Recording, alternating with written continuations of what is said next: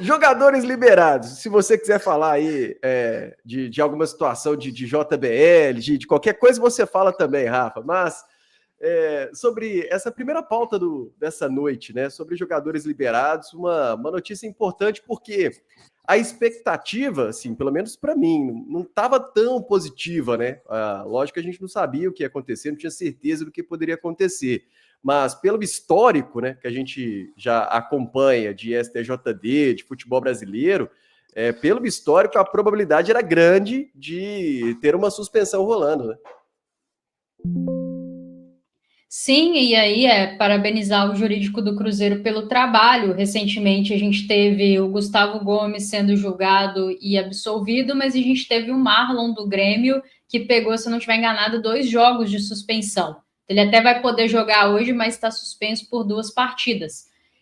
Então é muito complexo, né? Cada caso é um caso e depende muito da defesa ali que é articulada pelo jurídico do clube. Então, o jurídico do Cruzeiro está de parabéns por ter conseguido fazer o trabalho que esportivamente nos interessava, né? Ter os atletas disponíveis para essa reta final de temporada, em especial pensando em Copa do Brasil. Acredito que hoje o objetivo do Cruzeiro no Campeonato Brasileiro já está cumprido, não acredito, né, em possibilidade de título do Cruzeiro, tampouco do Palmeiras.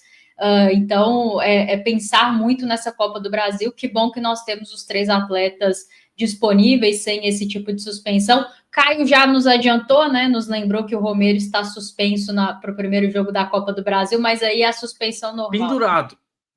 Pendurado, perdão. Eu achei que era suspenso. Suspenso é só o Wanderson, que ainda não retornou. Graças a Deus. Eu achei que ele... Você falou... Eu tinha entendido você falando que ele não estava disponível. Mas tudo bem.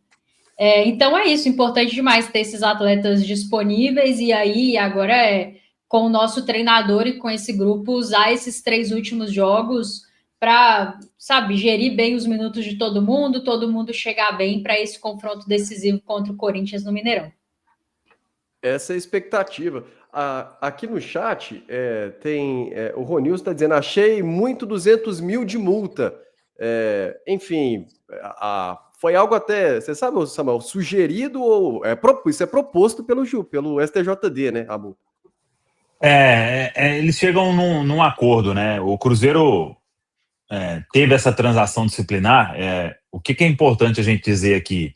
Porque senão, então um jogador que tem algum risco, você vai fazer isso. Não, tem um critério, né? O integrante do pleno do STJD, o auditor Rodrigo Ayashi, ele disse o seguinte, destacou estarem presentes os requisitos obrigatórios para a concessão. Os denunciados não gozaram do referido benefício no último ano. Os denunciados não apresentam antecedentes ou conduta desportiva que impediriam aí que tivesse a transação, e os motivos e circunstâncias da infração permitem a concessão do referido benefício, né? Então, eles foram denunciados ali no artigo 243F por ofenderem a arbitragem. Então, com base nisso tudo, né, na infração cometida, e destacando estarem presentes os requisitos exigidos, esse que a gente falou, né, concedeu o benefício, e a Procuradoria e o clube acertaram aí esse pagamento no valor de R$200 mil. Aí está dizendo, nos termos do artigo 80A, parágrafo 3º do Código Brasileiro de Justiça Desportiva. Dá até para procurar esse artigo aqui e a gente falar depois sobre o que ele diz. Mas então, tem, vamos dizer, brechas da lei, né? E advogados competentes vão conseguir fazer uma defesa e argumentar para que tudo isso seja aceito, né? Então, desde a semana passada, quando a gente falou, o Departamento Jurídico do Cruzeiro, com o doutor Michel Assef Filho, com os outros advogados que eu citei, o Marcos Lima, que é o gerente jurídico do Cruzeiro aqui em Belo Horizonte, com seus pares na Toca da Raposa 2, todos trabalharam para encontrar a melhor defesa. E a melhor defesa foi essa alternativa da transação disciplinar. Então, tudo certo. Por exemplo, o caso do Marlon aí, o jurídico do Grêmio já não conseguiu tanto êxito assim, né? Então, nem todo processo vai ter uma regra ali, aí você precisa ter bons profissionais. E volto a afirmar aqui, o Dr. Michel Assef Filho, que é advogado do Flamengo, presta serviço para o Cruzeiro, é um baita nome que o Cruzeiro tem aí para fazer as defesas no Superior Tribunal de Justiça Desportiva, Léo. É uma vitória muito importante, como eu disse, né? Porque se isso vai para julgamento, aí cada auditor com um pensamento e tudo, e ter encontrado essa oportunidade de transação disciplinar, você pulou todas essas etapas e deu tudo certo, né? Não tem mais conversa. Eu vi muita gente falando, mas pode recorrer. Não, é o pleno do STJD, a última instância, transação disciplinar, acabou. Agora tem que esperar a próxima aí, que não seja tão cedo. Aí vão surgir alguns tipos de comentário e a comparação nesse momento é inevitável, né? O torcedor sempre faz. Por exemplo, o Elsan, que está dizendo, Bruno Henrique com os áudios comprovando a fraude e tudo mais, pagou 100 mil. É difícil também entrar nesse ponto jurídico, né, Valu? Ou a gente sabe, inclusive, do olhar como a gente já falou aqui na abertura da live, muitas vezes para alguns clubes que a situação pode ficar mais branda, né? Mas esse tipo de comparação. Então você acha que essa multa de 200 mil ficou pesada para o Cruzeiro, Valu? Ô, Léo, assim, a gente sabe que existem, principalmente o Flamengo nesse caso, né? Foi tratado de uma forma muito benevolente pelo STJD, né? Por conta da situação, de tudo que foi provado, de fato, a respeito do envolvimento do Bruno Henrique. Agora, com relação à multa, a gente tem que observar cada artigo, além dos jogos de suspensão, tem também a sua própria multa, né? Então, por mais que a gente ache determinado caso mais grave daqui de fora, os artigos eles têm variações diferentes de multas. Claro que quando a gente compara friamente, sem saber o que dizem os artigos com relação às multas nos casos do Cruzeiro e no caso do Bruno Henrique, a gente imagina, foi algo muito mais grave. Isso aí não está aqui sob nenhuma discussão, não tem discussão, na verdade, nesse assunto. Mas eu, particularmente, né? Claro, né? É fácil falar, não estou fazendo conta aqui com o dinheiro dos outros. Mas quando a gente pensa no ganho esportivo trocado por essa multa, eu creio que ninguém dentro do Cruzeiro assim tenha se queixado, Léo. É óbvio que nem por isso o STJD tem que continuar, né, com as lambanças que acabou protagonizando nesse ano de 2025, especialmente no caso do Bruno Henrique, mas eu particularmente acho que ficou assim, doce essa multa de 200 mil, perto do que poderia ser, né? Se arrastar qualquer possibilidade da gente perder, porque existiu, a possibilidade era remota.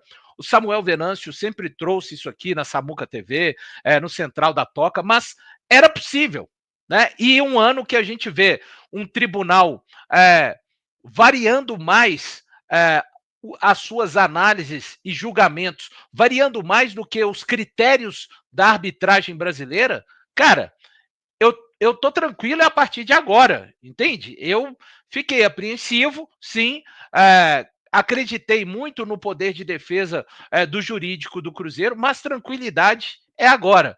Então, Léo, claro que quando a gente compara para o que fez o Bruno Henrique, fica salgado, fica o dobro, né? Mas quando a gente pensa em termos de Cruzeiro, de campo, olha a tranquilidade, né?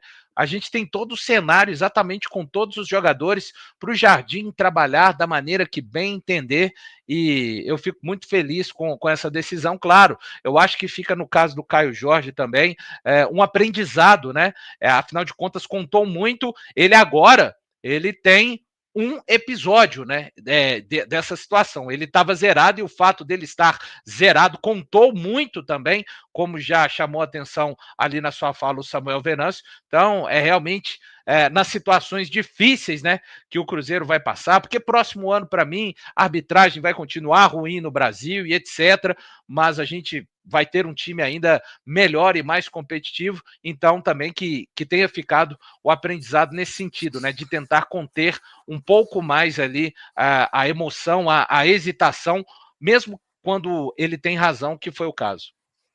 Ô, Léo, o Thiago Matar até me mandou aqui, eu até perguntei uma pessoa aqui para ver se é realmente isso, mas parece que faz sentido, porque cada um estava em curso ali na denúncia, né, com a pena máxima de multa de R$100 mil, né? Então pode ter sido aí a pena máxima de multa para cada, somando 200, e aí, como cabe a transação disciplinar, livra ali os atletas da punição de jogos, né? Porque os dois podiam pegar. Então, faz total sentido. Se for isso realmente, a gente informa mais para frente, viu? Claro, sim, e até já tem alguns comentários aqui nesse sentido. O Renato está dizendo, o Bruno Henrique foi a pena máxima do artigo que ele respondeu. No chat aqui da live, a galera comentando sobre a situação de hoje no STJD. Ô Caio, mas que bom, né? Até porque Caio Jorge, Romero e Fabrício Bruno, titulares absolutos. Claro que cada um ali, também se fosse punido, não necessariamente levaria a mesma punição, mas titulares absolutos, tranquilidade para o Leonardo Jardim, especialmente na Copa do Brasil, né? Até porque no Brasileiro ele já falou que pode, nesses próximos jogos aí, equilibrar mais o time, rodar um pouco o time para equilibrar a parte física um pouco mais, né? Com certeza. Quando a gente pensa na espinha dorsal do Cruzeiro, automaticamente pensamos nesses 3 jogadores que são insubstituíveis, né? Aí muito por conta do que eles já fizeram ao longo da temporada. O caso que mais preocupava era o do Caio Jorge, não só pela probabilidade dele tomar uma punição, mas pelo tanto que ele é determinante para o Cruzeiro vencer jogos, né? E agora que a gente tem visto o Caio retomando o alto nível, com 6 gols em 5 jogos, seria ainda mais danoso não ter ele, principalmente olhando para a Copa do Brasil. Acho que esses jogadores vão ser utilizados no Campeonato Brasileiro, mesmo com o Jardim, quem sabe já a partir da próxima partida girando o elenco, mas esses caras vão ter minutos, né? Creio que principalmente contra o Botafogo no Mineirão, que é o jogo que eu já estou visualizando que talvez seja o último com o time titular diante do torcedor, e o Romero também não vai estar à disposição contra o Ceará. Então, até por isso, estou considerando os 3, assim como os outros titulares, começando contra o Botafogo. É importante também para a reta final de Brasileirão, porque, como o Jardim já disse, essa reta final, esses 3 últimos jogos, também vão ser importantes pensando em ritmo de jogo, né? É um Jardim que vai precisar, sim, girar o elenco, mas que, ao mesmo tempo, vai precisar equilibrar com ritmo, porque o Cruzeiro precisa chegar com um volume bem elevado de jogo, principalmente pensando na parte física, para a partida contra o Corinthians. Perder ritmo agora não é uma opção. Bom, aqui no chat da live, o Hudson dos Estados Unidos, sempre garrado aqui nas lives. Boa noite, Samuca e toda a turma, Valu, Rafa, Caio, Léo, uma dúvida. Esse valor da multa vai para onde? Eu fiz uma pesquisa rápida aqui e vi uma informação no site da ESPN falando sobre isso, sobre esse valor pecuniário que vem de uma atuação da Justiça Desportiva, como multas, é depositado na respectiva entidade de administração, ou seja, as punições financeiras emitidas por TJDs, né, estaduais, vão para a respectiva federação do estado, de futebol do estado. E quando a multa é aplicada pelo STJD, o valor vai para a CBF. Então, acredito que vai ser o mesmo destino aí. Tem outra informação, Samuel? Não, eu já vi que era exatamente isso. Tem algumas transações que aí é doação para alguma coisa, mas aí já especifica na própria transação, né, no próprio resultado. Neste caso aí, acho que é realmente um dinheirinho para a CBF que ela está precisando. Se o Pedro puder fazer esse Pix aí, se já não tiver feito, né? Até ali na própria matéria do Central da Toca, acredito que era para esse valor em 2 dias úteis que o Cruzeiro deveria depositar. Ô Samuel, esse aí o Pedro pediu só para gerar o código de barra rapidinho. O código de barra, o Pix é mais rápido ainda. Só assim. Ai, ai.